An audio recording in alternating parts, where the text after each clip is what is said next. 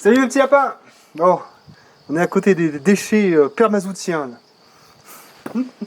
J'espère que vous allez bien. Alors, j'ai décidé en fait que ces vidéos là où je vous montre un petit peu tout ce qu'on est en train de faire, tout ça, elles s'intituleront Journal de bord. Et après, je mettrai un titre en fonction du sujet. Comme ça, si ça t'intéresse pas de regarder ce qu'on est en train de faire sur le terrain, que tu préfères des vidéos sujet par sujet, eh ben, tu pourras les éviter celles-ci. C'est des vidéos où on fait le tour du terrain, où j'arrête pas de dire tout et n'importe quoi, donc c'est probable que ça puisse en saouler certains.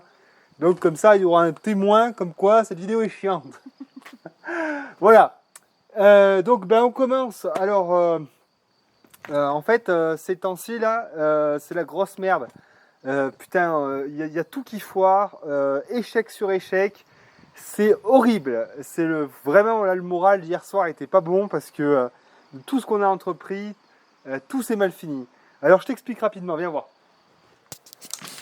Alors ça, c'est la tondeuse de mon voisin. Alors mes voisins, c'est des Lyonnais, là, ils ont une maison de vacances ici. Et donc là, vu qu'avec le confinement, ils n'avaient pas pu venir donc entretenir et tout. Qu'est-ce qu'il y a? Venir à... Oui, venir chez nous. Donc vu qu'ils n'avaient pas pu venir, on s'est dit bah tiens on va aller passer un petit coup chez eux, comme ça, et bien quand ils reviendront pour leurs vacances, et bien ils n'auront pas besoin de sauter sur la tondeuse, on ira déjà tout secouer. Et il y avait ça donc dans sa grange, et celle-là donc il ne sait pas si elle marchait, et il l'a jamais utilisée. Du coup je me suis dit bah tiens je vais leur faire une surprise, en plus de ça je vais essayer de la réparer. Comme ça, bah, quand il aura besoin, il fera avec celle-là. Parce que là, il en a une petite électrique, là. Ça va être marqué Fisher Price dessus. C'est une merde, c'est pas possible. Donc du coup, ça serait bien qu'il ait ce tank là. Donc ça, c'est une Wolf des années 80. C'est un moteur Briggs Straton 3,5 HP ou 4 HP. C'est des vieux coucous là qui marchent très bien en théorie. Donc avec Agnès, on s'est dit qu'on allait le refaire. Donc on a tout nettoyé, on a tout dégraissé, regraissé les roues. On a tout refait dessus et ça démarre pas. Donc ça fait chier quoi. J'ai changé la bobine, il n'y avait pas d'allumage, donc la bobine, je l'ai changée. Il y a de l'allumage, mais la bougie, c'est peut-être pas la bonne. J'ai revu le carburateur, j'ai changé la membrane. J'ai un kit de réflexion du carburateur qui arrive, donc je vais essayer de refaire ça. Enfin bon, voilà, j'ai affûté la lame. Enfin bon, il y a graissé les chaînes, parce que l'entraînement, c'est pas une courroie, c'est à chaîne, c'est vraiment une belle bécane, quoi. Donc là, j'essaie je fais de mon mieux pour la remettre en état de marche, parce que c'est vraiment une bonne bécane. Et elle a 20 balais, quoi. Ça serait vraiment bien que ça marche, quoi. Agnès me dit que je suis trop long, mais moi, quand je parle de trucs comme ça me passionne.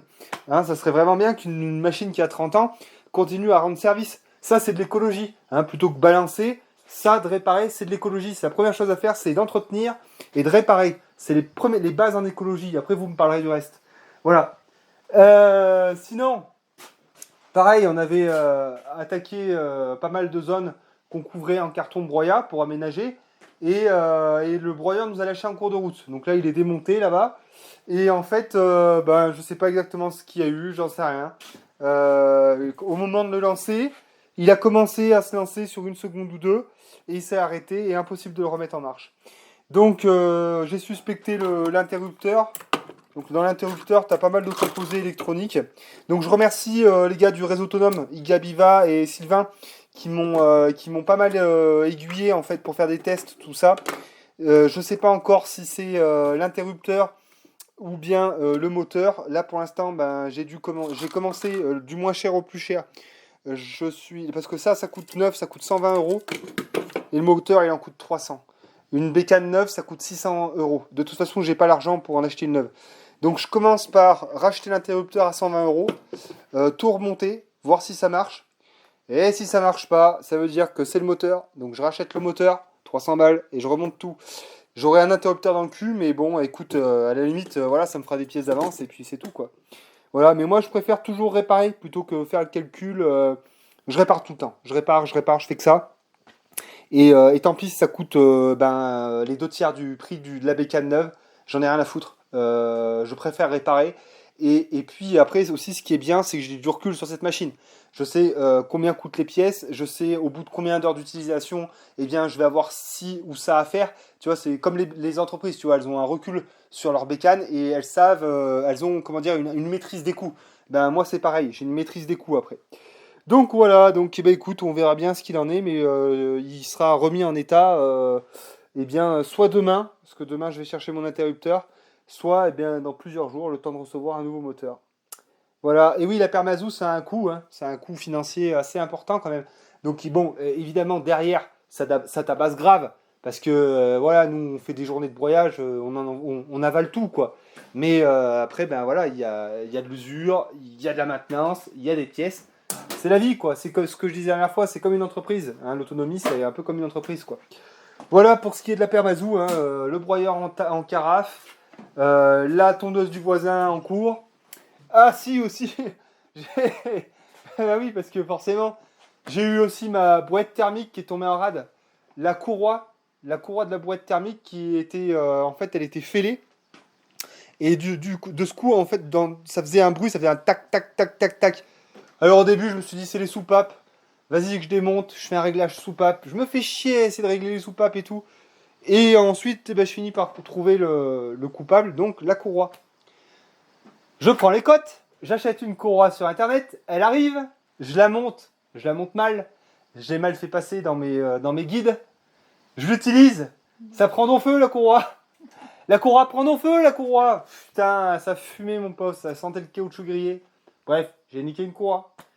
Donc je vais, cette fois-ci je vais dans un magasin à côté de chez moi, j'en commande deux, parce que je me suis dit c'est bon quoi, j'ai pas envie de courir. Une pour le matin, une pour l'après-midi. Une pour le matin, une pour l'après-midi. Donc j'en achète deux. Comme ça, j'en ai une d'avance. Donc ben, j'en ai monté une. Là, c'est bon, ça marche.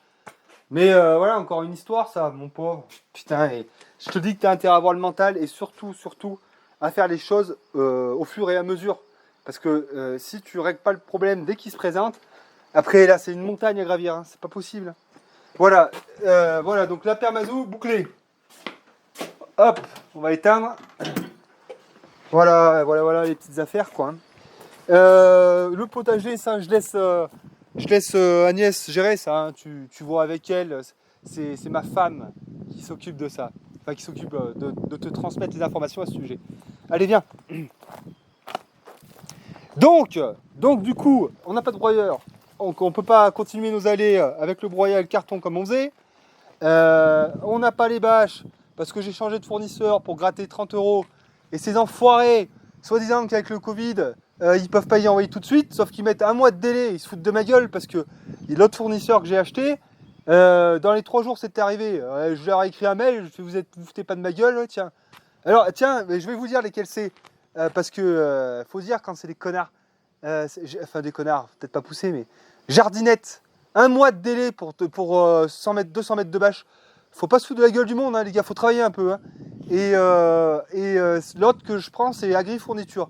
Ils sont un peu plus chers, mais alors par contre, dans les délais, ils étaient plus intéressants. Mais bon, moi j'ai essayé de gratter 30 €, bah voilà, bah, j'attends un mois et puis c'est tout. Hein. De toute façon, on trouve bien à s'occuper. Hein. Alors, oui. Donc du coup, il fallait qu'on trouve quelque chose à faire. Donc bon, on avait pas mal de petites bricoles à faire et tout. Je te passe les détails parce qu'on en a pour 3 heures. Et j'ai récupéré des palettes chez mon voisin Maxime. Donc je me suis dit, parce qu'on est en toilette sèche, et jusqu'ici on avait un seul composteur. Pour le toilette sèche, c'est bien d'avoir 3 composteurs, puisque tu en fais un, tu le remplis, tu passes au deuxième, tu le remplis, tu passes au troisième, tu le remplis, puis tu vides le premier, puis tu passes dessus en fait. Tu vois, tu fais un roulement. Enfin, j'aurais dit, tu fais un roulement, ça aurait été plus, ça aurait été plus résumé. Enfin bref, je suis fatigué, hein, tu m'excuses. Ouais, c'est 5h30. Donc on s'est dit, on va faire des composteurs. Donc bah vas-y, on fait des composteurs. Donc, alors je me fais pas chier, hein, les composteurs c'est du jetable. Hein. Moi je m'amuse pas à faire de la menuiserie sur des composteurs, c'est pour y foutre ma merde, je m'emmerde pas. Hein. Donc tu vois, je prends 4 palettes, je les mets comme ça, je mets des équerres dans les angles et roule, c'est bon. Donc toujours le carton là qu'on recouvrira ensuite de broyat pour avoir une zone nickel chrome. Donc j'en ai 2 là et je vais en faire un 3e ici. Donc là, c'est la grande histoire de la journée ça. Là, si tu veux, tu avais un sureau qui était pris dans le mur. Donc, et puis du coup, ça faisait les racines, ça faisait un dévers comme ça. Donc, on s'est dit, bon, on va juste gratter, juste pour avoir quelque chose de propre. Puis après, bon, on met des cartons, on met le composteur et c'est bon. Mais bien sûr, tu sais bien que ça peut jamais arriver. Le truc simple, tu pars dans l'idée que c'est simple, tu as pour 3 jours de travail, c'est obligatoire. Donc, on fait ça. J'arrache le sureau, j'arrache le mur avec. Donc ben voilà, ben, donc du coup on s'est dit, bon bah quitte à poser un composteur, bon il faut qu'on refasse le mur derrière, parce que c'est pas quand tu auras le composteur qui sera posé qu'on va pouvoir s'amuser quoi. Donc ben voilà, ben, du coup j'ai débroussaillé derrière, et avec Agnès, eh bien, on est en train de tout nettoyer l'envers. Donc voilà, ben viens Bichette, viens. Ils ont dit que je te parlais mal. Je te parle vraiment si mal que ça, mon amour, que j'aime de tout mon cœur. Oh mon petit bébé, ma douce. Vous avez? Oh le faux cul. Ah j'aimerais bien, tiens. Ah c'est gras, c'est dégueulasse. Bon, bref. Oui. Putain, merde. Les parents qui regardent, merde. Oh, c'est pas grave, c'est bon. Hein. Donc voilà, donc du coup, bon, tu vois bien le mur que j'ai doucettement explosé là-bas. Donc bah maintenant, eh bien, on dégage tout. Parce que là, tu vois, il y avait tous ces éléments là. Tu vois, tout ça, en fait, il y avait du bâtiment. Là, si tu veux, t'as un vieux mur. Ça se trouve, c'était une porcherie, j'en sais rien, mais t'as un mur dans ce prolongement. Et si ça se trouve, tu devais avoir un abri ou des trucs comme ça. Enfin bon, comme je te dis, c'est tout un ancien village ici, donc t'as plein de vestiges, quoi. Donc là, eh bien, on retire toutes les pierres, on les fout là-bas. On va tout décaisser, que ce soit vraiment nickel. Et après, on rebâtit le mur. Et par contre, on s'arrête là. Hein.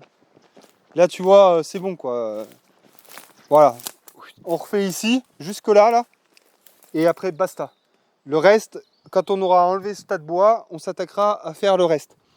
Pour l'instant, c'est déjà suffisant comme ça. Donc là, on met clair comme ça, on rebâtit ce mur, on met le composteur, et puis ici, ce sera bouclé, terminé. Donc eh ben, encore un gros chantier, quoi. Hein. C'est toujours comme ça, de toute façon.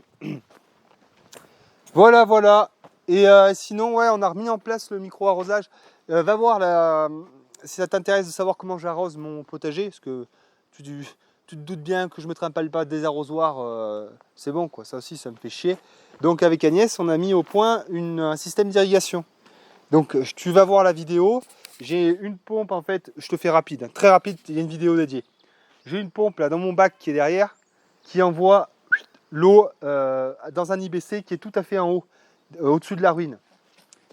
Viens voir. Attends, viens, on va prendre 5 minutes. Avec la caisse quand même, non? Si. Voilà, donc en fait là tu vois j'ai une pompe là qui prend dans mon bac de source. Il faut d'ailleurs que je nettoie parce qu'il y a plein de saloperies dedans et que ça bouche la crépine, donc ça il faut que je m'en occupe. Ça envoie l'eau dans un IBC qui est caché là maintenant par un arbre qu'il faut qu'on tombe d'ailleurs parce que ça nous permettra de voir le niveau de l'IBC. Et donc ensuite eh ben, ça me fait un château d'eau de 1000 litres qui alimente un petit robinet qui est juste là. Viens. Là. Voilà, donc là en fait tu vois j'ai un espèce de bergataire là qui passe, qui redescend ici et qui alimente donc ce robinet, hein, d'accord? Mais ça, comme je te dis, tu as une vidéo dédiée. Et ensuite, eh ben, j'ai un programmateur qui alimente tous mes micro-arroseurs pour les courgettes, pour les tomates. Qu'est-ce qu'il y a? Ah, d'accord. Donc oui, donc j'ai un programmateur, là d'ailleurs on va le mettre en route parce que c'est le soir. Hop, on va mettre 50 minutes d'arrosage. Donc j'ai un programmateur là qui alimente en micro-arrosage, en goutte à goutte, les courgettes et toutes les tomates de la serre. Et ça va alimenter ma grosse cuve qui est dans la serre avec un truc de chasse d'eau. Va voir la vidéo. Voilà, donc ça c'est mon irrigation. Et j'ai à peu près le même principe pour mes fraisiers là-bas. Voilà. Donc voilà, bah, ça fait déjà assez long. Je suis rincé. On va se boire une binouse là, c'est la fin de la journée. On va se boire une bière, on va faire des petits câlins avec la toutoune et puis la journée sera finie. Oh putain. Allez, hein? Ah oui, il faut que j'appelle ma mère, c'est son anniversaire. bon anniversaire, maman. Bon, allez, mes petits lapins, je vous dis à la prochaine. Ah oui, j'avais envie de faire, parce que je vous ai fait une vidéo autonomie, reprenons les bases, l'archibase. Et donc, j'ai trouvé ce format assez pertinent, je crois que vous aussi. J'avais envie de faire la prochaine, c'est une qualité qui me paraît importante. Je vous en parle pas, je vous la ferai. Mais s'il y a des thématiques que vous avez envie que j'aborde, avec mon point de vue et la petite expérience que j'ai, là déjà, là, il y en a 40 000 qui vont arrêter. Ah, t'as vu ton arrogance? Faut me casser les couilles. Bon, s'il y a des sujets que vous avez envie d'aborder, mettez-les en commentaire. Sur ce, je vous embrasse tous. Au revoir.